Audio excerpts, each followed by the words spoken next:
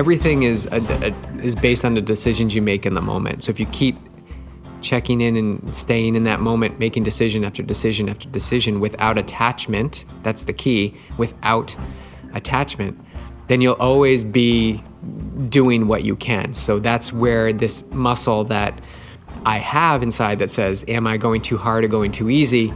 I know that I need to go to the butt up against that moment when I really need to make the decision that you just spoke about. Be there when it's happening to make the decision. And that's how you grow.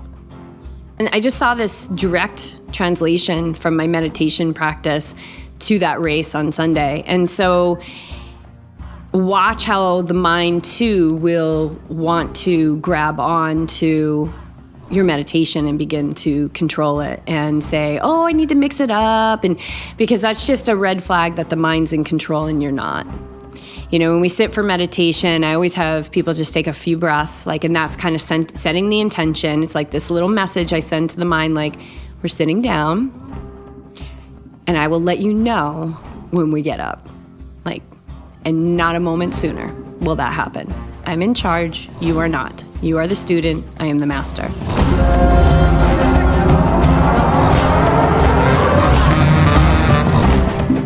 Welcome back to the Yogi Triathlete Podcast. We're Jess and Beej, and we're here with our September Osho.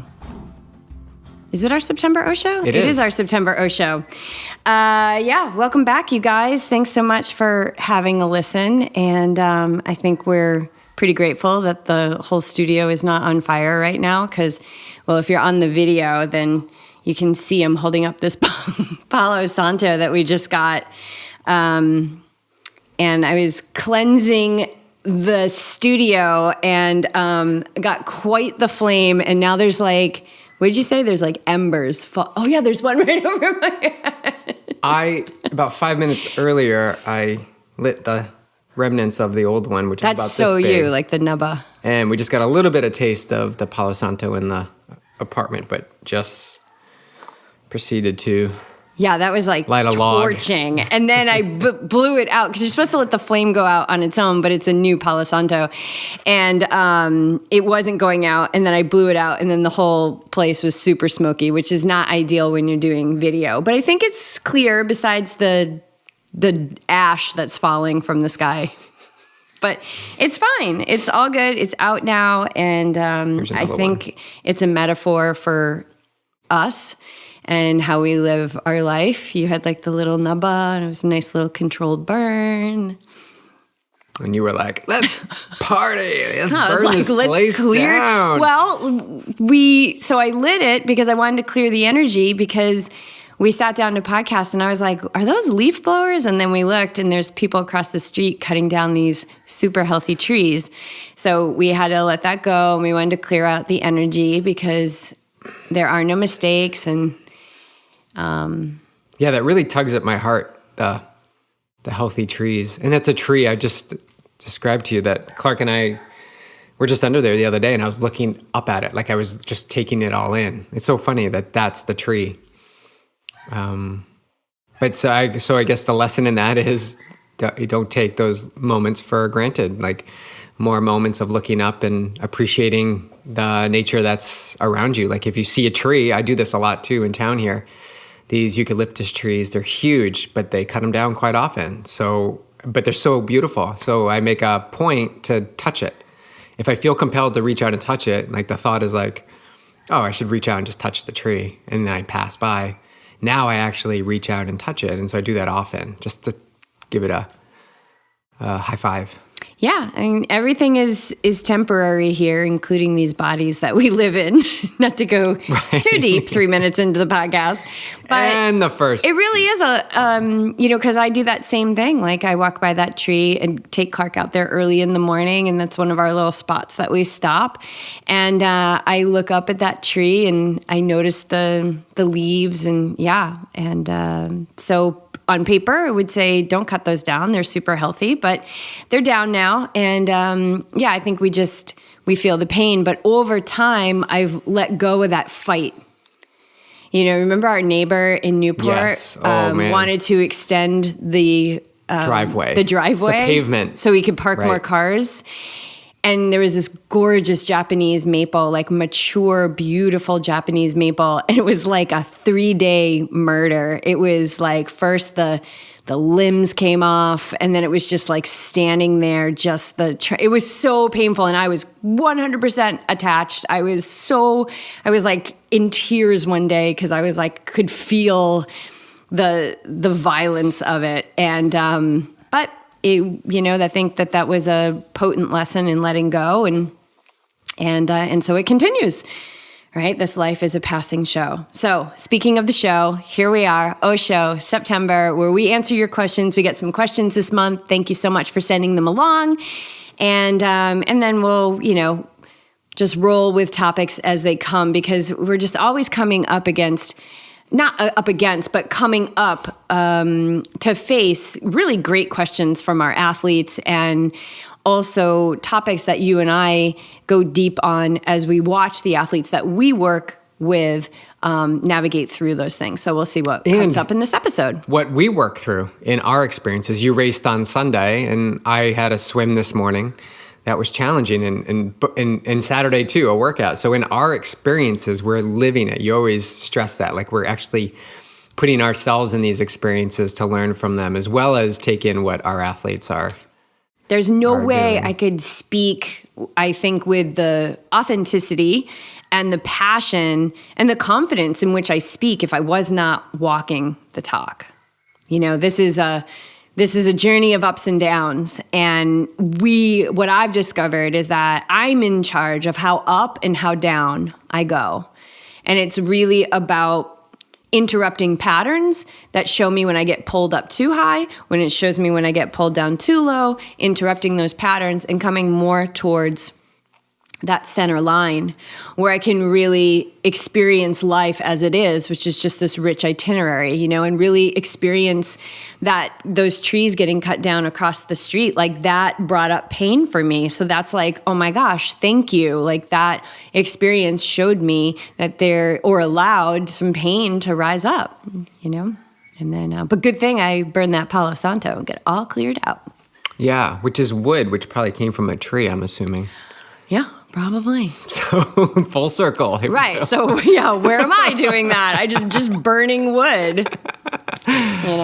It's a perfectly imperfect journey. Well, and I think the gold in it, or the takeaway, is like to feel that pain, feel the emotion, but then not attach to it, and just, feel it in the moment and then move forward. And I think that's something, I work on a lot. We just talked to Bob about it too. Like being able to feel the emotions, but then move forward in your time, what your relationship is to that experience. I would say, I feel like it's just been the last 3 or 4 years that I've really began to embody and fully understand how to work with emotion. I think when I first started on this path, it was like, oh, you can't be negative. You can't feel sad. You can't be angry. You can't be jealous. You can't be all of these things. And so then, and this was like a warning that we got in yoga teacher training too. Like, you're going to leave and you're going to have pressure. Like, you need to be a spiritual guide now that you're a yoga teacher, and that's crap. Like, be yourself. It takes no effort to be you. And that took a lot of undoing, because I was like, whoa, there's a lot of effort to be me. And now I understand that the feeling is true. And so you got to sit with that feeling, and sometimes it lingers for days. But the thoughts about the feeling, we talked about this with Dr. Dia Grant, the thoughts about those feelings, I've found are 100% untrue. So I could also say they're rarely true. And that they're just stories. They're just stories. But if we let it come up, we feel it. And I think there's the non-attachment, because we're not engaging in the commentary about them. And also, it's not about not having commentary about them, right? So feel, like we were never taught to feel, not at all. When we were babies, we got a thing stuck in our mouth that, we said to calm the baby, but really it's just more convenient for society for a baby not to be crying. Like, we are not taught how to feel. We're not, as a society. And so what those things do is they teach us how to push our emotions down. So if you're walking this path and you start to open, know that there could be an eruption of a lot of things coming up, but it's just stuff on the move. Emotion is just energy in motion. Yeah. Yeah. Everything's energy. Those feelings, because I just had this thought about stories. Like, you have the feeling, you attach it to a story, and then you can label it, and now it's categorized. And then you repeat that process over and over and over again, so that you're never actually feeling, you're skipping to the categorization of it. And then you don't really have to think about it. Well, that's the efficiency of how we're built, right? The machine of our brain, the machine of our body. And it's amazing. The efficiency, there's so much that we're doing in that efficient mode that's good. Getting up and getting in my meditation cushion is a non-negotiable, like it's an automatic pattern. It's a least action pathway. That's good. Getting to the pool, jumping in, starting your workout. Yeah, that's automatic. Good. Those are good. But there's other ones that we want to look at. And so how do we know which ones that we want to start to look at? And that is, how do you feel? Because the more fearful you feel, the more angry you feel, the more depressed you feel, is just direct. And actually, Meditator Bob was just talking about this morning, and it's something that Abraham Hicks talks about a lot too, is how you feel is in direct relationship to how aligned you are with who you truly are. And that's why it takes no effort to be you. Yeah, that's a profound, I forgot about that in yoga teacher training. It really does. Philip would say that a lot. But to embrace you is scary. I think that's, we've talked about that, just like using all your energy to be that persona that you want to be, that you put out into the world. Let's just say your Instagram handle, like you want to be that person. But if you backtrack and just sort of get to the roots of what the essence is of who you are, and allow that to be who you are, not based on anticipated judgment from others, then it's really super easy. It's really super easy. Like, I wouldn't say I'm 100% there, but I'm closer than I've ever been in my entire life. And the reason I know that is because it's no effort. Like, I don't feel like it's effort to talk or to speak or to act or to move or to navigate this life school that we're in, or school. Like, I feel like it's presenting opportunities, and then you just simply feel your way into what your reaction is.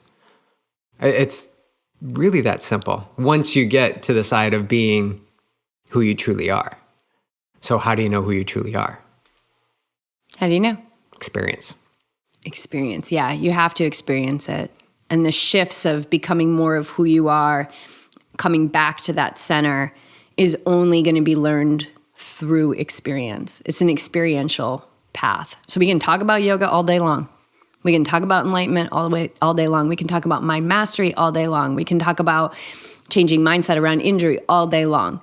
But the only way that we're actually going to do those things, or reach those heightened levels, or get to that level of healing in our body and our minds, in our minds, is through experience, for sure. Yeah, I mean, I'm not immune to it. I mean, since this is the Open and Honest show, I'll share something that happened yesterday. Like, I did a video in the car on the way to the pool. I put the thing in the little cup holder or whatever, so I could keep my eye on the road. And because this stuff was coming through about active recovery. And then I came home and I watched it, and I was like, ugh, it was like, I didn't like the way my arm looked, and then there was something hanging over my bathing suit, it was my body, and I was just like, ew, and I'm like, oh, my face looks old, and I have wrinkles, and I deleted the video. And I was really aware of it. I was like, nobody is going to say anything about how your arm looks, and even if they notice, ooh, her arm looks fat and saggy, it's gonna help them feel better about their arm, right? And I was like, so you can just put it out there, or you can delete it. So make your choice. And I deleted it. And then moved on? Yeah. And then, I mean, I'm not, but I see that, oh my gosh, yeah, I still have that. I was talking to an athlete a couple of weeks ago about, and this athlete's somebody I work with who's competitive in their age group.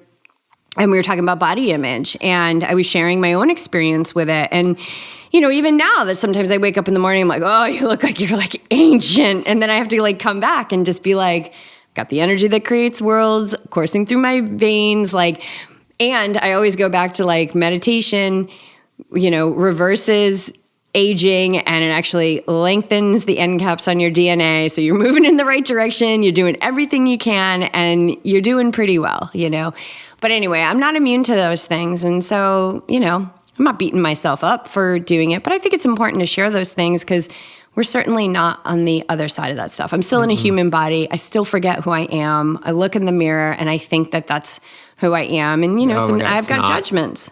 Yeah. It's not who you are. I don't have judgments. The ego has judgments, Do I look better than I did yesterday or this other person or, it's just the way it is. There's that part that's always in comparison. You are always going to have it. It's just, are you going to listen to it or not? So, okay. Should we move into some questions? Let's do it. Okay. Yeah. This question came in last month, and we had already recorded the show. So it's about the Gita, the Bhagavad Gita, which we talk about a lot. And the question is, what is it about the Bhagavad Gita that calls to you versus other scriptures? Because the Gita is scripture. It's Indian scripture. So it was the book that was introduced to me by my teacher. And when I first started working with him, we talked about okay, how did you grow up? Did you grow up with spirituality? Did you grow up with religion? And I grew up Catholic. And even as a kid, I used to have a hard time understanding, why... there were so many things that didn't add up for me. And I certainly didn't understand why you had to go in this super scary, dark, closet, and then this thing slid across and you had to tell, all the bad things that you did. That just never added up to me. There were so many things that didn't add up. And so I was very confused about religion, and I just pulled away from it completely. And I think a lot of the frustration that I had growing up through my teens and my 20s was I had that spiritual pull. I have always had that connection with my spirit and my soul. And it was I didn't know where to go because I thought, well, you could either be Protestant or you could be Jewish or you could be Catholic. I just didn't know. There was all these other things. And so I think moving to Boulder really opened me up to understanding, Buddhism and Hinduism and of course, traveling to India and working with Tibetan refugees who were Tibetan Buddhists and learning so much about that. And really, it was resonating with me. The teachings of India and Tibet, these girls and men that I worked with, were really speaking to me. So when Meditator Bob and I first started working together, we had that conversation and he introduced me to the Gita. And so if I look at the Gita now, the Gita is the teachings of yoga, and yoga is the science of the mind. And if you look at all these other religions, and actually I think about the podcast that I did with Erica, Michener? Yeah, Erica, for John Joseph's partner in New York, years ago, I think maybe 4 or 5 years ago, she talks about how she did all this kind of backwards philosophizing and was really starting to backtrack all this philosophy that she was learning through karate and all of that. And she said, what she found was it all funnels back to these ancient Indian teachings, Indian scripture. And what I've also come to find out is that Jesus studied with the mystics and the yogis and learned to meditate. And there's a lot of references in the Bible. I have since kind of healed that confused relationship. And Bob and I have gone through the Bible and seeing the different areas where they're actually talking about meditation. So yoga really spoke to me, and I thought I kind of like going to the source, right? If I want B12, I'm gonna, leave a little bit of dirt on my food. I'm not gonna eat the animal that's got the B12 from eating the plants. I'm gonna eat the plant. So I kind of like going to the direct source. And when I had that conversation with Erica, that confirmed it. It was I like to just go to the source because a lot has stemmed from, if not all, and I could be misspeaking, I don't know, from ancient Indian philosophy, which is thousands and thousands and thousands of years old. So the Gita teaches the path of yoga, and yoga is the science of the mind, and that's what resonates with me. I want to know how to recondition my conditioned mind. It also teaches you meditation. It teaches you how to die. It teaches you devotion. It teaches you detachment. And these are all qualities that I know are very necessary in my transformation as I continue to raise my consciousness. So as an athlete, too, the Gita takes place on a battlefield, and it's the battle of the mind, and it's the one that we all must wage in order to know who we truly are. And I think as an athlete, I really resonate with Arjuna and being a warrior and sometimes not wanting to fight, and sometimes feeling cowardly. And so it's just really resonated with me. Now, that's not to say that I haven't read a lot of the Bible. I've also read the Upanishads, which is other scripture. And then Bob has taught me a lot about the Vedas, which are like the earliest recordings of experience with streams of consciousness. And then also the Quran, like he's studied all of this stuff. And so he knows the Quran very well. And as he has taught me about these other scriptures, it all comes back to these teachings of the Gita. So that's kind of that's really how I got drawn to it. And I kind of think like if you find a thing that really speaks to you, like stick there. But there's other books too and that's actually another question that we have. Yeah, what other books would you recommend? So, or what's on our hit list? Like what? Well, why don't you start since I just took up a chunk of moments? Well, yeah, I personally like The Untethered Soul, Michael Singer. In yoga teacher training with Live, Love, Teach, it's kind of the first book that they only asked us to read the first chapter. And that's what I give to our athletes is just read that first chapter. Start with the first chapter and read it over and over and over again. But it's a really, to me, it just connects. Like I read it over and over. I just open chapters and read random things. It just connects with me because it talks a lot about you or not, the thoughts. Again, a meditation, separate thoughts and awareness of those thoughts. And it's really simple. It tells basic stories that I feel like I can really grasp well and then share my version of the story with others when they ask. Like I feel like I can pull a teaching from it. So that's one book. And everything that Michael Singer is talking about is the essence of the Gita. It's all connected. It's all It's all very simple. Right. You're not the mind, and you're not the thoughts, and you're not the body. Well, the other one, the Surrender Experiment from Michael Singer is so amazing. Another huge teaching from the Gita. Power of Now, Eckhart Tolle. Really like that. I mean, you can just open that and I remember doing my long runs in Newport. We had that book on audio file, and I would just put it on my iPod, the little iPod, whatever the Shuffle, I think it was called. And I just remember listening to it over and over again on my long runs. Remember the ones that we had that were like egg-shaped? Yeah.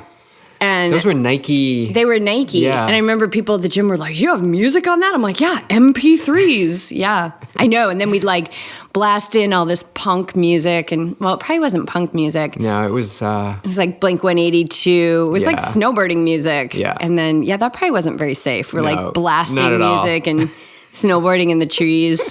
So those are some books. Oh, The Alchemist. I guess it's my favorite books because you've listened to these. I know you have. But for me, these things tell stories.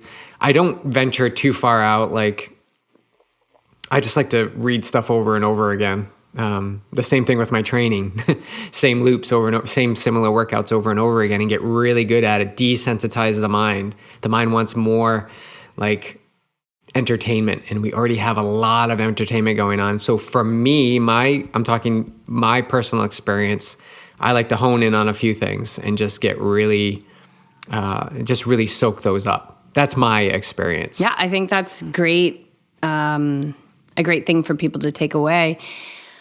I'm looking at the Yoga Sutras of Patanjali. I have the version that was translated by Swami Satchidananda, which is one of my teacher's teachers. And, another big tie-in to the Gita, right? Like that's that teaches yoga, and the Gita teaches yoga. And I love the sutras because they tell such basic stories. There's so many little like tales and stories in there to help you understand just these qualities of life and the highs and the lows and the contrast that we experience here. And again, it's all the limbs of yoga and the sutras. I can't remember how many there are. I'm sure there's many yogis that could name that right off the bat. Can't remember how many, but I think there's 4 books within the sutras. And they're really kind of the guidelines and the teachings of how to raise your consciousness. So, and I like that. Like, I want to raise my consciousness. If I raise my consciousness, my cells are going to change. My body's going to be healthier. My muscles are going to be healthier. I'm less prone to injury. Like, I like that stuff. So, there's training the mind, right? The science of the mind. So as an athlete, why would I not want to dive into the science of the mind? And I'm not talking about what science has discovered about the mind. I'm talking about the science of the mind, like reconditioning the conditioned mind. Not so much about what's happening in the brain, because the brain's going to follow how we recondition our mind. The brain is the organ that captures our consciousness, and our consciousness holds our whole history. So I'm not interested, again, going right to the source. I'm not interested in not that I'm not interested, it's fun and cool to understand that the brain is plastic and we can change it, and it's a total miracle. I'm not poo-pooing the brain. It's amazing. I thank it every day. Actually, I was sitting and imagining it and holding it today in meditation, like imagining all the gray matter in my brain. And like, do you ever do that? Do you ever like imagine your insides? I do that all the time. And I was just infusing it with all this light and watching the synapses, and really cool. So I do like to use that stuff, but I like to go just right to the source. Who am I? Let me go there, and then I can, on my way, I can get rid of all those layers that are keeping me from, all that stuff. Yeah, all these things are like these books are information, right? And it's great to understand this stuff, but what do you do with it? Back to our conversation about, a first step is awareness and understanding, but then it's like, how do you put that into action? Like, if you're talking about going to the source, what throughout your entire day can you shift awareness and presence to, that you can be there and choose what your next step is or your reaction is? So what is it? What can you shift your awareness to? Everything. Your breath. Like, the breath is a great cue, and we talk about that all the time. But what I'm saying is, like, throughout a 24-hour period, picking up and drinking the coffee, or drinking your cacao, or how I move my arms, like, all of this is opportunity to practice awareness. And when you're aware and conscious and presence, then you can see that there's a separation. So yes, I, understand the mind, gather information, read the books that we mentioned, but for me, it's really, how do you apply that throughout your entire day? As many times as you can. You're going to be terrible at first. You're not going to be aware of everything, but if you can do one thing, a great thing is putting away the dishes or washing the dishes. Super easy thing. Everybody does it. And how can you be present in doing it? And how can you be present? Try not to make any noise. Be very deliberate with how you place the knife into all the compartment with all the other knives, and it's going to cling.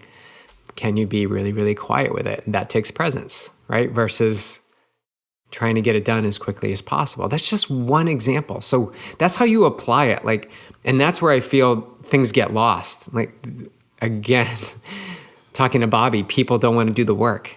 Referencing Bobby Aldegiri, who we just had on the podcast, about people not wanting to actually do the work that's necessary. The work, the reps, over and over and over again. And so how can we apply that to our daily life? So you're listening to this podcast, you're driving, and you're like, oh, I can do that. So do it. Do it right now. Yeah, like right now. Right now. Like, feel your feet. Feel your hands on the yes. steering wheel. Are they at 10 and 2? Are they clenched? Yes. Can you relax? How are you sitting? Are you sitting up straight? Where are you looking? Are you breathing? Do you have sunglasses on? How are your rearview mirrors? Like everything that can zoom you into this particular moment. It's pretty powerful.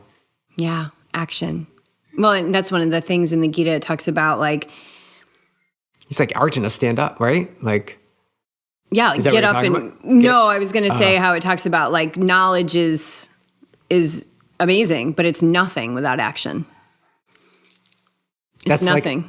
And then they would go as far as to say it's actually a wasted life. It's pretty hardcore. That's another reason I like the Gita. It's kind of hardcore. But yeah. Well, it's like the idea. Like I had the idea. Well, so did somebody else. But why are they successful? Because they actually put it into action. So they didn't steal your idea. They actually... Well, this goes to like a bigger concept, which is thoughts are not personal, they're universal. And if everything is energy, thoughts are also energy. And so the thoughts that come to us are basically a reflection of our point of attraction, because like attracts like. So that's why Elizabeth Gilbert tells that great story in Big Magic about how she had this very specific book that she was going to write, and she delayed and she delayed and she delayed. And then she had lunch like a couple years later with this writer that she really admired. It was like a hero of hers. And she was like, oh, I just finished this book, and basically tells the story of the book that Elizabeth was going to write, and was like, oh my God. So the teaching for her there was like, act on those inspirations, because if you don't, it will move on to somebody else who's open and ready for action. But how many people did it move through before it got to Elizabeth Gilbert? Like, you don't know, right?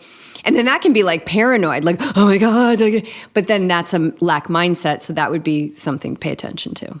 And we're not entitled to the fruits. We're entitled to the work. So the work of writing the book, it doesn't matter if it was your book or someone else's book. You wrote the book. Did you have an experience writing the book, even though somebody beat you to the punch? Right. The world needed the book. Right. For whatever reason, the world needed the story. Matter. It's not yours. Right. And the universe goes, well, are you going to do it? Oh, you're not going to do it? Okay, well, I'm going to give it to somebody else. All right. And oh, yeah, they have that same attraction point. So I'm going to pop it over there. Oh, they're doing it. Okay, great. That's done. That's getting into the world. All right. What's the next message that needs to get into the world? Wow. Okay. All right. Next question. The Osho is deep. Oh, yeah. So we did the books. There's another book. Especially if somebody is working with like ending their lack around finances. And I think this is such a big one. Finances is such a big one that our meditation teacher has really helped us with understanding spiritual accounting and paying yourself first and all of that good stuff. And but understand too that if there's fear of money, which is a lack mindset, you don't just have it in money. Like it's everywhere. Like you can't just say, oh, I have this mindset in lack around money. It's like, no, take a good look. It's everywhere. So there's a lot of different things in this complete work, but it's Florence Scovel Shinn, and it's 4 books in one book. And the first one is The Game of Life and How to Play It, which I love. There's one with like the power of your word, The Secret of Success. There's like 4 books in this one book, and it's the complete works. Florence Scovel Shinn, who was really like the first person talking about law of attraction. But what I love about it, and I probably have talked about it on the podcast before, she takes a lot away from the Bible, and the Bible talking about law of attraction, right? So Jesus would say, we reap what we sow. Law of attraction would say, what we focus on expands. Yoga would say, law of karma, right? Law of cause and effect, essentially. What science would say in our world is every action has an equal and opposite reaction. So if you see, like, we're all speaking the same language. But that's a great book and a quote-unquote easy read, and a lot of examples in there of stories that she shares that, anything can change in an instant. And that is a really amazing mindset to adopt, that anything can change in an instant. That if you have a bill due in 2 days, you got plenty of time to get the money to pay for it. Whereas we go, 2 days. But 2 days, That's so much time. Or injury. My injury in January and February, like I knew it was going to change in one instant. So if I didn't keep momentum and strength going, doing what I could do, when that moment happened, I would be further behind. But instead, I was right where I needed to be. And when that instant happened, because I knew it was going to change, it changed. And then I could flow right into rhythm. But the reason why it changed in an instant is because you believed it would change in an instant. And I had no that's proof what of happened with my last injury as well. It was like, this came in an instant and it's going to leave in an instant. Of course, it had been building, but you don't notice. All you notice is when you're like, what was that? I never felt that before. But yeah, anything can change in an instant. So, okay. Here's a question that you had from one of your athletes, not necessarily for the show, but something you wanted to bring to the show was, when to push and when to hold back. And I know we've talked about this before, but I want to know how you answered that. Yeah, it's a theme. It's a theme that comes up quite often. When you coach, the way that we coach, I think it comes up more often because we do a lot on feel. It doesn't mean we don't bring in the numbers, the watts, the heart rate, the pace, whatever. Those are all points of data, just different points of data. Well, so is feel. And feel is, to me, the true reliable piece of information that you'll always have. You always can tap into. We don't need an outside piece of technology to tell you how hard you're going. You can actually just feel it. And I think that bumps up against people's or athletes' relationship with themselves, relationship with their feeling, with who they are. We got a full belly reveal As Clark over is here. like totally chilling, ma'am. Yeah. He is aligned with his center. Oh my God, he is pure joy. This guy over here. But that feel, like the feel, and when you don't know how you feel, then yeah, I understand there's confusion into how do you know when to push and when not to push. So let's start building experiences that you can begin to explore where that fine line lies between pushing and holding back. And you're going to be great at it sometimes, and you're going to be terrible at it sometimes, and you're going to be spot on sometimes. But it's this flow of celebrating your unique gifts and managing how you feel, not how somebody else feels, not how you feel, not how I feel, or Clark feels. How do you feel in that moment? So what we do and what I did is gave this athlete a pretty challenging workout. I served up a challenging workout. Here you go. Hey, I have an idea. Let's put you into an experience where you're going to get to that point where you're like, do I push or not push? Oh, this is so cool. I didn't know this. Okay. Yeah. So, because I just heard the remarks from the workout. You just read those to me. Yeah. So I just got feedback this morning from the workout that it was, thank you, big caps. Thank you for this experience. So first, the athlete needs to be open and willing to explore this area. Let's step back. That's step one. And then trust that whatever is prescribed in the workout is just a framework, right? Whether you are successful or how you deem unsuccessful at the workout really doesn't matter. It's, did you go in and have go in with an open mind and have an experience? Did you just have an experience with it? Did you see yourself wanting to hit all 12 repeats at the same pace? Did you see yourself wanting to stop at 8? Did you see yourself stopping at 12 and saying, I could go more? And be there, experiencing all of that, feel it all. So how do you feel it? Well, you stop, you take a breath. Do the interval, don't look at your watch, stop it, take a breath. How did that feel? Oh, it felt kind of good. Okay, so we got another one in about a minute here. Okay. Go right into the next interval. And then just keep repeating, checking in with yourself, constantly reinforcing. How am I feeling? Now, don't look at the watch, but how am I feeling? What does it feel like? Do you feel anger? Do you feel joy because you're hitting your paces? Do you feel joy because you're outside and able to run on beautiful Southern California day? And then I gave the athlete after that a little rest and then a 1 mile best effort. So you're not done after the intervals. Like now you've got to perform a 1 mile effort. And so what the mind wants to say is why? Like, well, after all that, why would we want to, like, why am I doing 1 mile? Like, what is the purpose of this? It wants to know. It wants to create a story around it. Then it starts to go into, oh, I used to be able to run a mile at this pace. I wonder if I'll be able to run a mile today at that pace. Well, and I think to know when to push and not to push, like you got to know how it feels to push. So I would think that that mile best effort is a part of the push. Like, okay, here's the push. So how hard is hard? Well, you just did 12 intervals. Go see how hard 1 mile is. It's going to be different. I can't say, I can give structure and give parameters, but in that moment, you're going to feel your way into how hard you can go. I think we sell ourselves short that we don't have the intelligence to know. And when we say, how do you know and how to know when to do this or to do that, it's like in the moment that we're asking that, rarely are we in the situation where that question is right up against our face. It's usually after a workout, after our shower, or before a workout. Well, how am I going to know when? Well, the only time you're going to know when is when you're in it, right? Is when you're in it. I actually think the plank challenge is a great example of this in my own experience. Was like, I made that commitment. I saw that it was doable, but I definitely like came out of that challenge a little scathed. Like I definitely was like, oh man, I'm going to need to recover from this challenge. But I also knew, like, I also was feeling what was happening, and I was like, it's just tension. Like I'm not injuring myself. This is nothing that is going to be long-term, because I could feel that from within.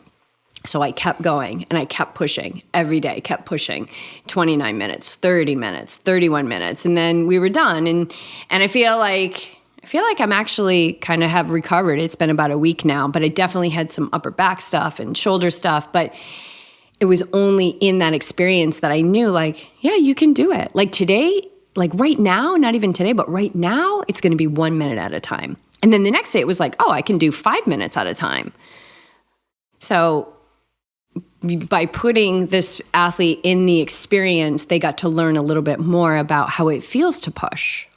And it was helpful for them to hear the story that I shared on the Team Live about my experience in Placid. And just to sum it up, you've heard the story before, but we were in Lake Placid to start the High Vibe Tour, and we were training on the course for about 6 weeks in preparation for Ironman Lake Placid. And the Monday before the race, I came down with some sort of illness in my body. I don't know what it was, but we had to move into the hotel. I couldn't eat, and I was in the bathroom a lot. And that continued on. I couldn't train, and I didn't know if the race was going to happen. But in the mindset that I had been practicing, it was to just take the next step. What is the next step I need to take? Which we had been learning already for like 2 months. Yeah, we were like, what did we just do? Like we just walked away from sold our houses. Like we're living off of savings. Quit our jobs. Like, yeah, and we were like, okay, what's the next logical step? What's the next step? So I kept taking the next step, and it took me to Thursday when I checked in my bike. I took the next step. I was able to hobble down there and get my bike in, and then Saturday I did all the stuff that you do in preparation for Ironman, and dropped off my bags and got up early race morning. I even had, breakfast. I tried to eat breakfast 3 hours before the race start, and even tried to put on my suit. And I just had this thought of like, I don't know how I'm going to get this suit off if I need to go to the bathroom. So I took it all the way up to, I would say 2.5 hours before race start. So about 6.5 days there of doing everything I could in the moment to get me prepared, and it just didn't pan out. Come to find out, I think it was like 24 hours later after the race, or 48 hours after the race, I was fine. Like thing had passed, and I was ready to train again. And there were a couple from the clinic that you were going to get IVs. Yeah. You were losing weight. You were so dehydrated. Yeah. So again, doing everything you could. You were like riding your bike to the like the emergency clinic to get IVs because you didn't want to lose the parking space. That's right. That's so Lake Placid. And riding home, and I remember like the nurse or something was telling you like there's a couple other guys that came in. Yeah, there's something going around, whether in the water or something happening. Yeah. In any case, what that did is it built belief. It provided an experience for me to soak it all up, to be there to make choices, and to build that muscle memory inside of me that says there's really nothing that can hold me down. Everything is based on the decisions you make in the moment. So if you keep checking in and staying in that moment, making decision after decision after decision without attachment, that's the key, without attachment, then you'll always be doing what you can. So that's where this muscle that I have inside that says, am I going too hard or going too easy? I know that I need to go to the butt up against that moment when I really need to make the decision that you just spoke about. Be there when it's happening to make the decision. And that's how you grow. And you don't attach to the outcome. Obviously, like if I attach to, oh man, I didn't get the race, it sucks, it's terrible. But instead, what did this whole experience provide me? It said it was a temperature gauge into how well I can navigate challenging circumstances. And that's just one instance. I mean, that can translate to challenging swim sets or, navigating race day when, somebody cuts you off or is drafting. Like all of this is relatable. It's all the same thing. It's how we react. It's being active participant in the decision-making process when it's happening. And so obviously I'm assuming there was emotion. I actually can't remember, but I do actually remember you being like watching this all go down and being like, oh, it's being pretty masterful. Like this is pretty impressive how you were navigating it. But that day, right, like everybody's out racing, but you didn't just pull up the covers and watch movies and roll around. Like you took a shower, got dressed, and went out and cheered people on, which you guys, if you're in a situation where obviously there was a loss there, you were planning on racing, there was a loss. But one of the ways that's really good as we're feeling feelings that are less than optimal is one of the ways to help process that energy to just put yourself in service of others. And so you did that day. You went out and cheered people on. Yeah, I was so glad I did. Yeah. That was the gold in that experience. Yeah. Yeah. So it's how do you know when you're pushing it out? You got to go experience it. You got to have. You don't have to have. It's great to have a coach or a mentor or somebody that can help guide you into the experiences that, yes, they keep you safe. You're going to be safe, but they are going to be challenging. They're going to ask you to step up. The same thing you do with your mindfulness clients. Like you're not just like, if you want to meditate 5 minutes, go ahead and meditate 5 minutes. No, there's things you have to provide every day to be on this warrior path. Because I don't have their answers. They have their answers. Right. So I'm just pointing them in the direction. I'm not there to tell people what to do. Although sometimes I'm like, I did tell an athlete that I work with a couple weeks ago, I was like, sit your ass down and meditate. So sometimes that comes out. But sometimes you need that. You need kind of a swift kick, Sometimes you need that. Sometimes I need that. I've had that from my teacher before. But yeah, you got to put yourself in the experience. And it makes me think of, there's an episode I did season 2, intuition versus mind stuff. And really intuition is learning from within. And so we're not another thing that we're not really well versed in is really being able to hear that voice from within because it's very subtle. So meditation attunes us to that because it comes from the quiet. And when we are in quiet, when we still our bodies, when we shut our eyes and our mouth, and we don't move for a certain amount of moments every day, every morning specifically, we create a deeper relationship with that quiet that's inside.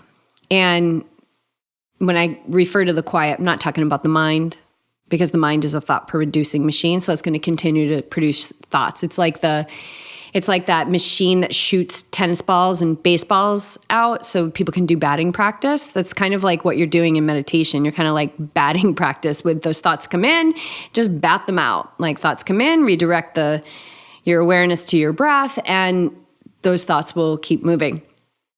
But in that episode, I give technique that you can use during intervals to begin to deepen that relationship with your intuition and hear that intuition and be able to discern that from the mind stuff during like a challenging workout. So that's in season 2. Highly recommend you listen to it. And all the episodes of Awake Athlete. Oh. Do yourself a favor. Yeah. Tune in. If you're ready. Or if you're not ready, go have an experience. Yeah, if you're not, and just take what resonates and leave the rest. We get so fixated on what we don't understand, because the mind always wants to figure it out, right? The intellect always wants to get into a problem. But what happens when we do that is we dismiss what it is that resonates, and what resonates is what we're ready to put into practice. So put that into practice. So take what resonates, leave the rest, and like the Gita, keep coming back to it because you'll take something different away every time. I don't think that those podcasts are not meant to be one and done. They're designed for binging and multiple times. That's why I keep them short. So, okay. I just want to talk real quick about, I think that's it for questions. But I want to talk a little bit about the translation of meditation to race performance. And you had that this weekend. Yeah. We have it on video. You were coming up cardiac hill. Yeah, go ahead. Go into the detail on that. I think it's an important piece. So, I was thinking yesterday about after Lake Sonoma, we had done a SmackDown with Liz. I think it's on our YouTube page. And I talked about how, like, during that race, that 50-mile race, which is really relentless, my mind was really quiet. I was like, oh my God. And so you kind of think like, oh, locked in, quiet mind forever. That wasn't and that's not the case, right? Like it's going to fluctuate. And it was interesting because the race I did on Sunday, the half marathon, there's a lot of chaos in the mind. It was just like, it's hot, this is hard, it's hot, this is hard. And it just kind of kept doing, like, you're pushing too hard, like you're gonna have a heart attack, like, is your heart healthy? Like there was just all this, there's a lot of mental commentary going on. It was kind of the opposite of what I experienced when I talked about that 50-mile race I did. And the intensity was up, like I was pushing as hard as I could. And, but it just hit me. I was like, for the past decade, I've been practicing focusing on my breath. All I have to do is focus on my breath. That's it. And I think when people meditate and I give them a mantra, or you give them a mantra, and we've both experienced this, we get the athlete comes back and says, I need a new mantra. I need to change it up. Yeah, I got to change it up. And that's really the mind grabbing on to the meditation and the intellect trying to control it, saying, we got to change this up. Variety is the spice of life. Well, it is the spice of life, but that's not what meditation is about. Meditation is about making the mind one-pointed in its focus. And also through meditation, it teaches us to watch the thoughts. So in the simplicity of what I've been doing for the last decade plus of just redirecting my awareness to the breath, like that was just an amazing performance tool the other day during that race when I was having a lot of mental chaos, was like, just come back to the breath. Just come back to the breath. And this is what I do every day, reps, reps, reps, reps, reps. And I even brought in my mantra, the same mantra I've been using for the last 10 years in daily meditation, So Hum. And So Hum, the vibration of So Hum is peace. So why wouldn't I want to be resonating with peace in the middle of mental chaos? And so, I will give people other mantras, but I eventually, and sometimes right off the bat, I'll bring them to So Hum. I try and get them, to just stay with that, but sometimes I gotta give right here and there to keep them in the game. How can I keep them in the game? But really, Soham is like the only thing you ever need as a mantra. It will take you to the higher states of consciousness. And I just saw this direct translation from my meditation practice to that race on Sunday. And so watch how the mind too will want to grab on to your meditation and begin to control it and say, oh, I need to mix it up. And because that's just a red flag that the mind's in control and you're not. When we sit for meditation, I always have people just take a few breaths, and that's kind of setting the intention. It's like this little message I send to the mind, we're sitting down and I will let you know when we get up, and not a moment sooner will that happen. I'm in charge. You are not. You are the student. I am the master. And the simplicity, right? To bring it back to the simplicity of the teaching, the simplicity of meditation. It's not about stopping your thoughts. It's about being in control of where your focus is, putting your focus time and again on what you want, when you want it there, for how long you want it there. And that is the battle of the mind, because the mind will always want to be entertained. It will want new mantras. It will want fancy breath. That's why it wants to learn how to do a one-handed handstand and all those fancy things in yoga, because it wants to be entertained. So you got to watch out for that. But that was just in its simplicity, in a hot, dry race, tough course, mental chaos. The breath, as always, was the perfect tool. And it helped me just stay focused, and also just the present moment where all suffering falls away. Yeah, there were people on the opposite side of that. There were people just falling away on that course where I was standing. People's minds were just giving up already. They were actually vocalizing to me, I'm not going back out. They'd already decided before they even reached the top that they were not going to go back out for their next lap. So they were just building that energy behind relief, because now they know, okay, it's over. This is done.